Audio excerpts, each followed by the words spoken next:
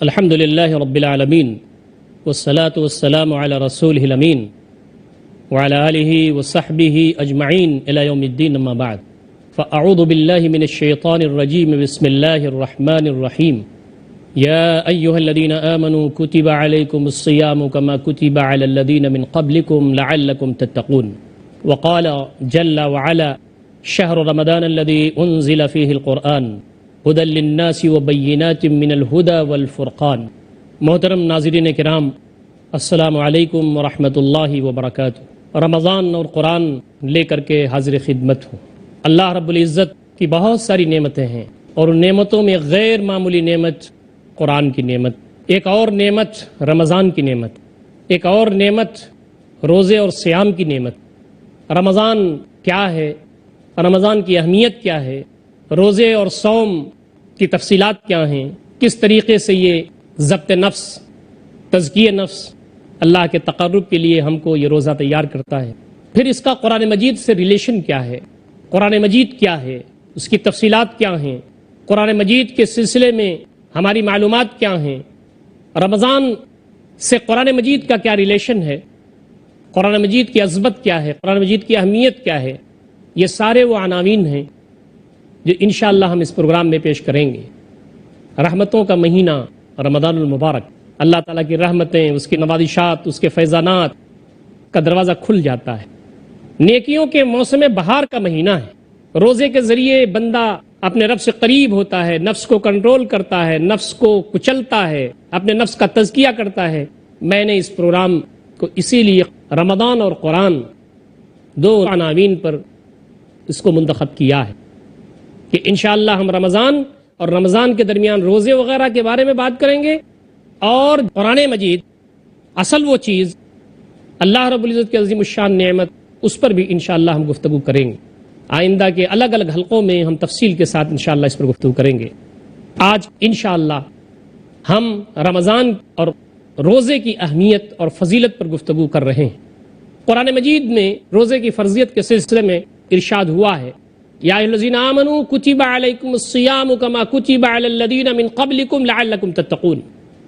اے لوگو جو ایمان لائے ہو، روزے تمہارے اوپر فرض کیے گئے، روزہ تمہارے اوپر لازم کیا گیا، فرض کیا گیا، جیسے تم سے پہلے کے لوگوں پر فرض کیا گیا تھا۔ اللہ رب العزت نے ہر امت اور ہر نبی کی امت پر روزہ فرض کیا، اس کی شکلیں الگ الگ تھیں۔ روزہ عبادت یہ فرض تھی ہر امت، تم سے پہلے کے لوگوں میں فرض تھی۔ یہی بات کہی جا رہی ہے، نئی بات تم کو نہیں بتائی جا رہی ہے۔ اس کی شکل ہمارے ہاں دوسری ہے، دوسری امتوں کے ہاں کچھ اور تھی، لیکن چاہے ان کے ہاں ہو چاہے تمہارے یہاں ہو، مقصد کیا تھا؟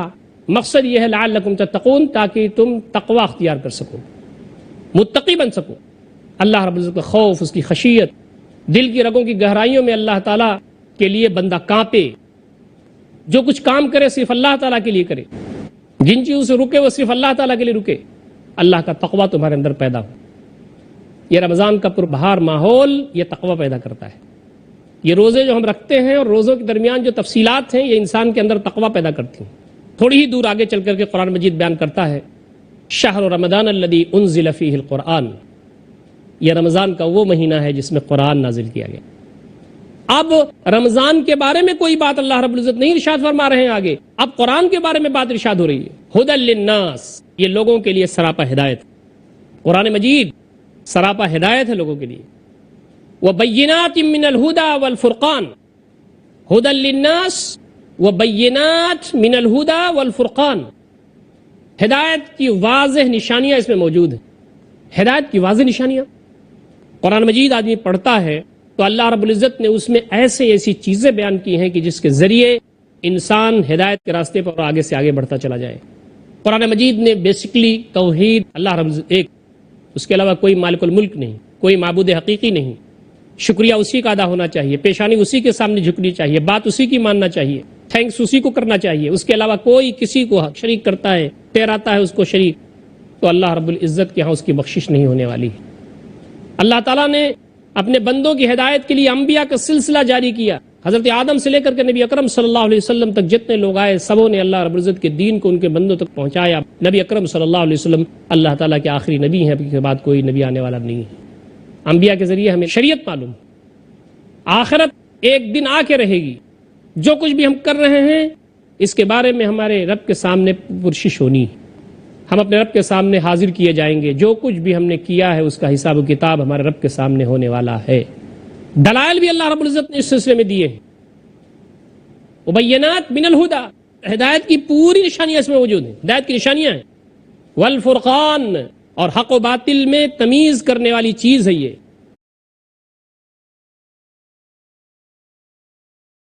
بائیفرکیٹ کر دیتا ہے، یہ حق ہے، یہ باطل ہے، حق و باطل میں تمیز کرنے والا قرآن مجید ہے۔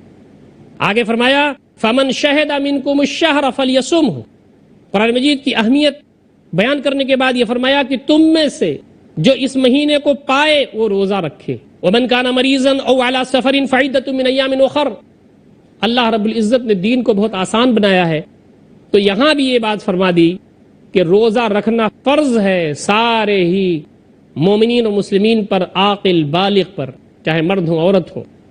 لیکن الدین یسر، دین آسان ہے۔ اگر کوئی بیمار ہو گیا، کسی کو سفر کی ضرورت پیش آ گئی، اللہ رب العزت اپنی رحمت جیسے ہر جگہ اس کا فیضان فرماتا ہے، اس نے یہاں بھی اپنی رحمت کا فیضان کیا اور کہا کہ اگر کوئی شخص بیمار ہے، اگر کوئی شخص سفر میں ہے تو اس کے لیے رخصت، بعد میں اس کو رکھے۔ ومن کان مریضا، جو مریض ہو، او علی سفر، یا سفر میں ہو، فعدۃ من ایام اخر، تو اسے بعد کے دنوں میں شمار پورا کر لے، قضا کر دے۔ آگے کہا جا رہا ہے یرید اللہ بکم اليسر ولا یرید بکم العسر، اللہ تعالیٰ تمہارے ساتھ آسانی چاہتا ہے اور اللہ تعالیٰ تمہارے ساتھ سختی نہیں چاہتا۔ میں نے عرض کیا تھا ابھی کہ الدین یسر، دین آسان، اللہ تعالیٰ تمہارے ساتھ آسانی چاہتا ہے، تمہارے ساتھ سختی نہیں چاہتا۔ نبی اکرم صلی اللہ علیہ وسلم کی ایک حدیث ہے، راوی کہتے ہیں کہ نبی اکرم صلی اللہ علیہ وسلم کے سامنے کبھی بھی کوئی معاملہ آتا تو اس میں سے جو سب سے آسان راستہ ہوتا اس کو اپناتے اگر وہ گناہ نہ ہوتا، اور اگر گناہ ہوتا تو نبی اکرم صلی اللہ علیہ وسلم لوگوں میں سب سے زیادہ اس سے دور بھاگنے والے تھے۔ یرید اللہ بکم اليسر ولا یرید بکم العسر، اللہ تعالیٰ تمہارے ساتھ آسانی چاہتا ہے، تمہارے ساتھ تنگی نہیں چاہتا۔ آگے کیا فرمایا وَلِتُكْمِلُ الْعِدَّةَ، اللہ رب العزت کی یہ بھی منشا ہے، وہ یہ بھی چاہتا ہے کہ شمار تم پورا کرو، عدت کو پورا کرو۔ رمضان، حدیث میں آتا ہے کہ رمضان کے مہینے یا تو 29 ہوتے ہیں یا 30 ہوتے ہیں، قمری مہینہ یا تو 29 ہوتا ہے یا 30، رمضان کا مہینہ 29 بھی ہوتا ہے 30 بھی ہوتا ہے۔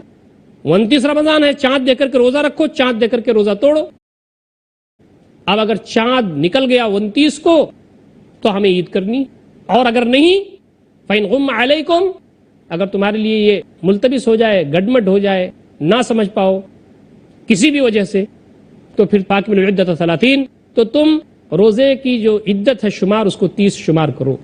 اور آگے فرمایا وَلِتُكَبِّرُوا اللَّهَ عَلَى مَا هَدَاكُمْ، اور تاکہ تم اللہ تعالیٰ کی کبریائی بیان کرو اس ہدایت پر جو اس نے تم کو عطا کی ہے۔ دیکھیے قرآن کا تذکرہ پھر آ گیا، وَلِتُكَبِّرُوا اللَّهَ عَلَى مَا هَدَاكُمْ، تاکہ تم اللہ تعالیٰ کی کبریائی بیان کرو۔ اللہ رب العزت کو یہ ادا بہت پسند ہے کہ اس کی کبریائی بیان کی جائے، اللہ اکبر اللہ اکبر لا الہ الا اللہ واللہ اکبر اللہ اکبر وللہ الحمد۔ حج میں بھی آدمی جاتا ہے تو اللہ کی کبریائی بیان کرتا ہے، یہ اللہ رب العزت کو بہت پسند ہے۔ یہ پوری کائنات اللہ تعالیٰ کی، ذرے سے آفتاب تک کا خالق اور مالک وہی ہے، سب کا پیدا کرنے والا وہی ہے، سب کو روزی دینے والا وہی ہے، سب پر رحمتیں نازل کرنے والا وہی ہے۔ وہ چاہتا ہے کہ بندے میرا شکریہ ادا کریں، میری عبادت کریں اور میری کبریائی بلند کریں۔ اتنی عظیم الشان کتاب قرآن مجید، زندگی گزارنے کا دستور، زندگی گزارنے کا قانون، زندگی گزارنے کا طریقہ، اللہ تعالیٰ کی خوشنودی کا خزینہ، یہ انسان کو حاصل ہے تو پھر وہ خوشیاں منائے، اور خوشی منانے کا طریقہ یہ ہے کہ اللہ تعالیٰ کی حمد بیان کرے، اس کی کبریائی بیان کرے۔ وَلَتُكَبِّرُوا اللَّهَ عَلَى مَا هَدَاكُمْ وَلَعَلَّكُمْ تَشْكُرُونَ، تاکہ تم کبریائی بیان کرو اس ہدایت پر جو اللہ رب العزت نے تمہیں عطا کی ہے، اور تاکہ تم شکریہ ادا کر سکو۔ اللہ کا شکریہ، اس کا ایک مظہر یہ ہے کہ اللہ کی کبریائی بیان کرے بندہ، اللہ رب العزت کی بزرگی بیان کرے، اس کی عظمت بیان کرے، خوش ہو، اللہ تعالیٰ کی طرف انابت اس کی ہو۔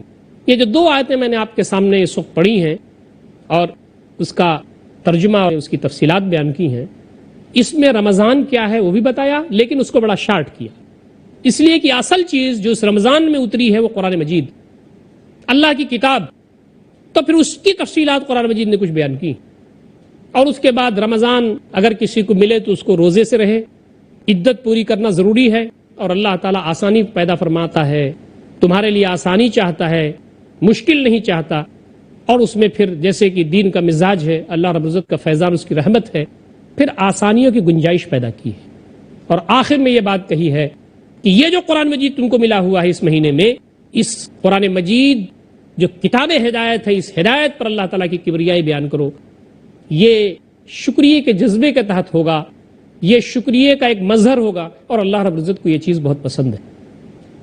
محترم ناظرین کرام، قرآن مجید میں اور آیات بھی ہیں جو یہ بتاتی ہیں کہ ہم نے قرآن مجید کو رمضان میں اتارا ہے۔ انا انزلناہ فی لیلۃ مبارکہ انا کننا منذرین، سورہ دخان کی یہ آیات، ہم نے اس کو، ہو سے مراد القرآن، ہم نے قرآن کو اتارا ہے فی لیلۃ مبارکہ، ایک مبارک رات میں، انا کننا منذرین، ہم ڈرانے والے ہیں۔ اللہ رب العزت نے اس دنیا میں اپنے بندوں کے انذار کے لیے، ان کو ڈرانے کے لیے، اپنی خوشنودی بتانے کے لیے، جو اس کا ناراض ہونے کا کام ہے، جو اللہ رب العزت جن سے ناراض ہوتا ہے، جن سے اللہ تعالیٰ ناخوش ہوتا ہے، اس کو بتانے کے لیے انبیاء بھیجے۔ محترم ناظرین، وقت ہو گیا ہے ایک چھوٹے سے وقفے کا، انشاءاللہ العزیز ہم مختصر سے وقفے کے بعد پھر حاضر خدمت ہوتے ہیں۔ والسلام علیکم ورحمۃ اللہ وبرکاتہ۔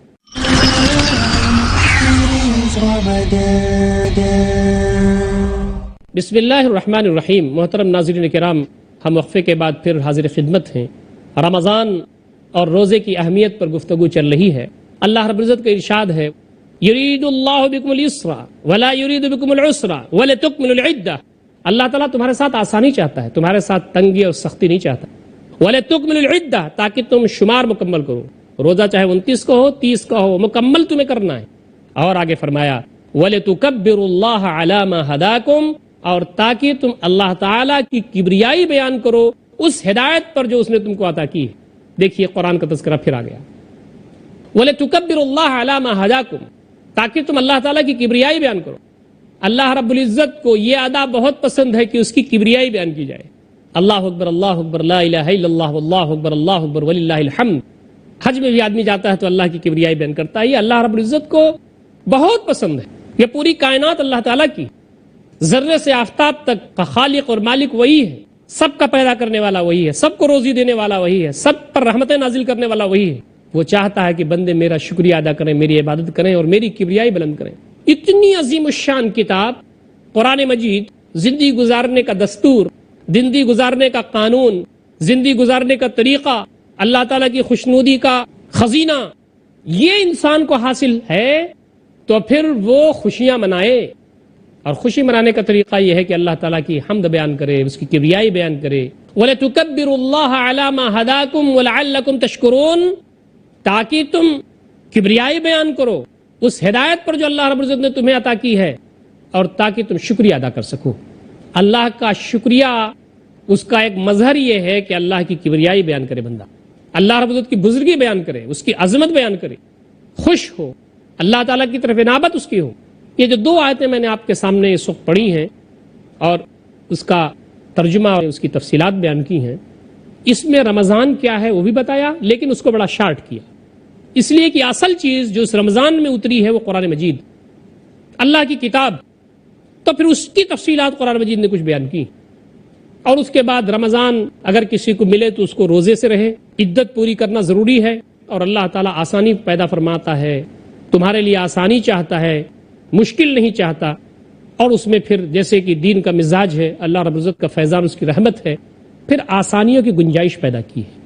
اور آخر میں یہ بات کہی ہے کہ یہ جو قرآن مجید تم کو ملا ہوا ہے اس مہینے میں، اس قرآن مجید جو کتاب ہدایت ہے، اس ہدایت پر اللہ تعالیٰ کی کبریائی بیان کرو، یہ شکریہ کے جذبے کے تحت ہوگا، یہ شکریہ کا ایک مظہر ہوگا، اور اللہ رب العزت کو یہ چیز بہت پسند ہے۔ محترم ناظرین کرام، قرآن مجید میں اور آیات بھی ہیں جو یہ بتاتی ہیں کہ ہم نے قرآن مجید کو رمضان میں اتارا ہے۔ انا انزلناہ فی لیلۃ مبارکہ انا کننا منذرین، سورہ دخان کی یہ آیات، ہم نے اس کو، ہو سے مراد القرآن، ہم نے قرآن کو اتارا ہے فی لیلۃ مبارکہ، ایک مبارک رات میں، انا کننا منذرین، ہم ڈرانے والے ہیں۔ اللہ رب العزت نے اس دنیا میں اپنے بندوں کے انذار کے لیے، ان کو ڈرانے کے لیے، اپنی خوشنودی بتانے کے لیے، جو اس کا ناراض ہونے کا کام ہے، جو اللہ رب العزت جن سے ناراض ہوتا ہے، جن سے اللہ تعالیٰ ناخوش ہوتا ہے، اس کو بتانے کے لیے انبیاء بھیجے۔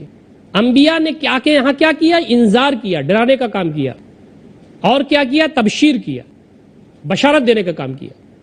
اللہ تعالیٰ کی پکڑ سے ڈرایا، اور اللہ رب العزت کے نوازشات، اور اللہ رب العزت جو خوش ہوتا ہے تو پھر جنت الفردوس میں اعلیٰ مقام عنایت فرماتا ہے، یہ بشارتیں اس دنیا میں دینے والا بنا کر کے بھیجا۔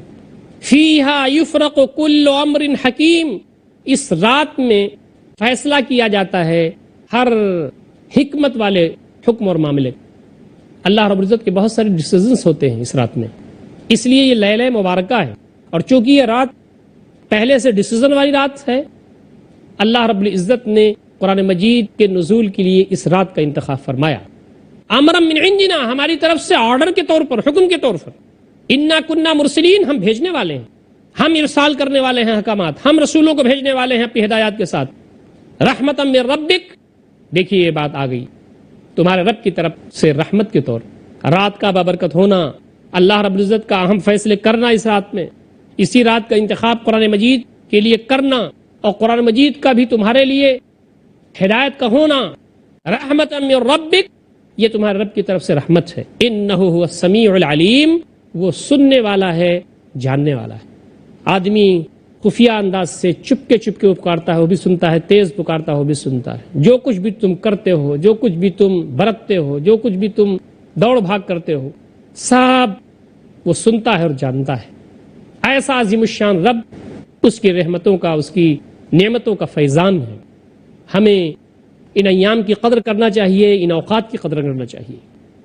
ایک اور سورہ ہے قرآن مجید میں جس کا نام ہی سورہ قدر ہے، لیلۃ القدر، بہت مشہور ہے، بچہ بچہ جانتا ہے۔ انا انزلناہ فی لیلۃ القدر وما ادراک ما لیلۃ القدر لیلۃ القدر خیر من الف شہر تنزل الملائکۃ والروح فیہا باذن ربہم من کل امر سلام ہی حتی مطلع الفجر۔ ہم نے اس کو لیلۃ القدر میں اتارا ہے، کس کو؟ قرآن کو۔ وما ادراک ما لیلۃ القدر، تم کو کس چیز نے بتایا کہ لیلۃ القدر کیا ہے؟ یہ قرآن مجید کا اسلوب ہے۔ القاریہ مل قاریہ، الحاقہ مل حاقہ، قرآن مجید کا یہ اسلوب ہے کہ کبھی وہ کہتا ہے کہ فلاں چیز، اور تم کو کس چیز نے بتایا کہ فلاں چیز کیا ہے۔ یہ قرآن مجید کے بلاغت کا، اس کی جامعیت کا، اس کی عظمت کا، اللہ رب العزت کی طرف سے اس کے نزول کا، اس کا یہ نادر اسلوب ہے۔ ہم نے اس کو، قرآن کو، لیلۃ القدر میں اتارا ہے۔ وما ادراک ما لیلۃ القدر، اور تم کو کس چیز نے بتایا کہ لیلۃ القدر کیا ہے؟ لیلۃ القدر خیر من الف شہر، لیلۃ القدر 1000 مہینے کی عبادت سے بہتر ہے۔ 1000 مہینے کی عبادت کا مطلب آدمی کی عمر طبعی سے زیادہ ایک ہی رات میں اگر عبادت کرتا ہے تو اس کو ثواب مل جاتا ہے۔ کتنا لمبا گزارتا آدمی ٹائم، اللہ رب العزت کا کرم، اس کا رحم، اس کا فیضان، اس کی نوازش ہے کہ اس رات میں بندے کو اتنا نواز دیتا ہے کہ 1000 مہینے کی عبادت سے بہتر یہ رات ہے، اس میں 1000 مہینے کا ثواب اس کو مل جاتا ہے۔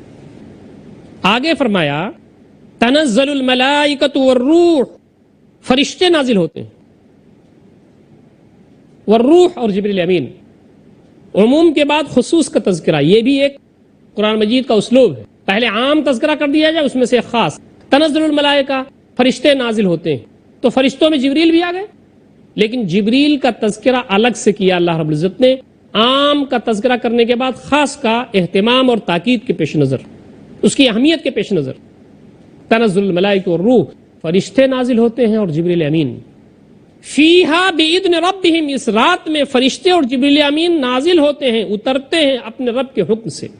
من کل امر، اللہ رب العزت کا ہر حکم لے کر کے آتے ہیں۔ اللہ تعالیٰ جو حکم فرماتا ہے اس رات میں لے کر کے اترتے ہیں آسمان دنیا پر، اللہ رب العزت کے حکم سے اوپر سے نیچے آتے ہیں۔ سلام ہی حتی مطلع الفجر، سلامتی ہی سلامتی، سلامتی ہی سلامتی، امن ہی امن ہوتا ہے اس رات میں فجر تک۔ انشاءاللہ ہم آگے کے ایپیسوڈ میں لیلۃ القدر پر تفصیل کے ساتھ گفتگو کریں گے۔